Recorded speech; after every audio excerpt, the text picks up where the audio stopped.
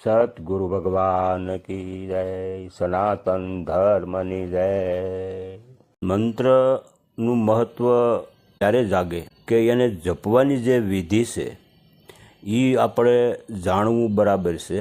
હસો જે ઉગાવો છે એ આ વિધિ દ્વારા જ થાય છે, કેમ કે આ રસ્તો ખૂબ સહેલો છે, સરળ પણ છે અને સહજ રીતે જો સમજાઈ જાય। સદગુરુની જેના જે સાધક ઉપર કૃપા છે એને જ આ યુક્તિ જડી શકે છે અને આ યુક્તિ દ્વારા જ સંસારના વિષયોનું છેદન કરી મંત્ર જપવાની જે યુક્તિ છે એમને જ્યારે સાધી લેશે તો સહજતાથી પણ પામી શકાય છે। જે આપણા શ્વાસની સાથે મંત્રને જે જોડવાનો આવે છે એ શ્વાસ આપણો સહજ રીતે એક સરખો ચાલવો જોવે અને એ બંને શ્વાસની વચ્ચે જે એક કુંભક થાય છે એ આ પ્રાણરૂપી જે પ્રાણાયામ અને કુંભ આ બંને એક ઈશ્વરની પ્રેરણાથી અનાશાય જ બનવું જોવે। પણ પ્રાણાયામ અને કુંભકનો અભ્યાસ ખાસ કોઈ કરવા જેવો જરૂરી પણ નથી અને આપણે તો માત્ર સમજવાનો પણ પ્રયાસ કરવાનો છે કે શ્વાસ કેવી રીતે ચાલી રહ્યો છે। આપણે પ્રયત્નપૂર્વક કશું પણ કરવાનું નથી, આપણા શ્વાસનું પણ નિયંત્રણ કરવાની જરૂર નથી।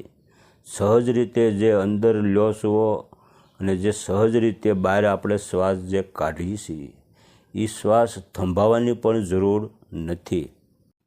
કેવલ શ્વાસ અંદર આવે અને બહાર જાય છે અને બંને શ્વાસની વચ્ચે જે કુંભક થાય છે તો આની અંદર આપણે સજાગ રહેવાનું છે કે હંસ મંત્ર જપવો અથવા તો સોહમ મંત્ર જે જપવાની જે સ્થિતિ છે કે જેમાં શ્વાસ લય પામે છે તે પ્રાપ્ત કરવાનો જે અનાશાય જે સહજ સ્થિતિ જે પ્રગટ થાય છે અને સહજ રીતે જે કુંભ પોતાની મેળે આપોઆપ થાય છે આ જ એક સહજ યોગ કહેવાય છે અને આને જ એક સિદ્ધ યોગ કહેવાય।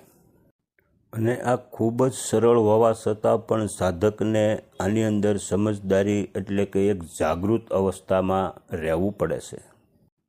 જાગૃત એટલે કે એક ભાનમાં ભાન કહેવામાં આવે છે।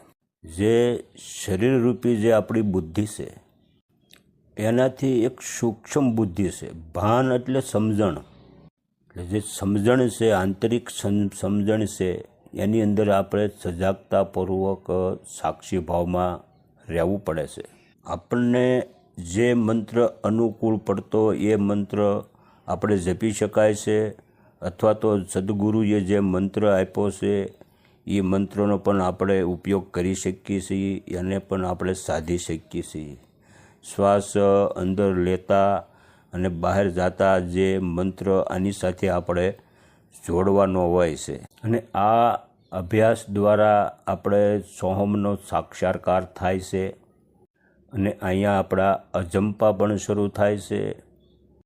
જ્યારે આ ભૂમિકા સાધક સિદ્ધ કરી લે પછી આનાથી આગળની ભૂમિકા છે એ ભૂમિકામાં આ વિધિ દ્વારા જઈ શકાય છે।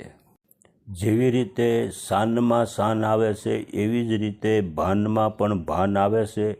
એવી જ રીતે જે આ મંત્રની જે વિધિ છે એ વિધિમાં પણ એક સૂક્ષ્મ બીજી વિધિ છે, એ વિધિ દ્વારા આપણે આનાથી આગળ જવાનું છે અને એ વિધિ આનાથી જ પ્રાપ્ત થાય છે। જે મંત્ર આપણે શ્વાસો દ્વારા જે જપીએ છીએ એ જે અજંપા છે એમાં સજાગપૂર્વક શ્વાસ આવે અને જાય છે, એ બંનેની વચ્ચે જે કુંભક થાય છે અને એ કુંભકની અંદર આપણે ધ્યાન દોરવાનું છે અને એ વચ્ચે જે કુંભક પડે છે એ ઈશ્વરી તત્વ છે, ઈશ્વરી લોક છે અને ત્યાંથી જ બ્રહ્મતત્વ પરમાત્મા રૂપીનો ઘરનો માર્ગ અહીંથી આપણને જડે છે અને અહીંથી આપણે સમાધિની પ્રાપ્તિ થાય છે।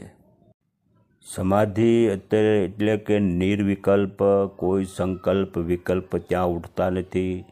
ન્યા પગે એટલે જે આપણા અજંપા હતા એ બંધ થઈ જાય છે અને અજંપાની પાર વયું જવાય અને સહજ સમાધિ પણ થાય છે.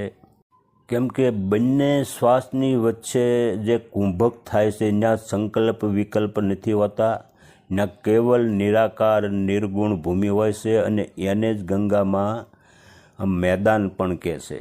તો આ મેદાનમાં સાધકને આ વિધિ દ્વારા જ આમાંથી બીજી વિધિ છે એ સમજાવી આપણે એના અનુસાર ધ્યાન કરવું, જેનાથી સાધક આનાથી આગળ પણ જઈ શકે છે. સતગુરુ ભગવાન કી જય, સનાતન ધર્મની જય.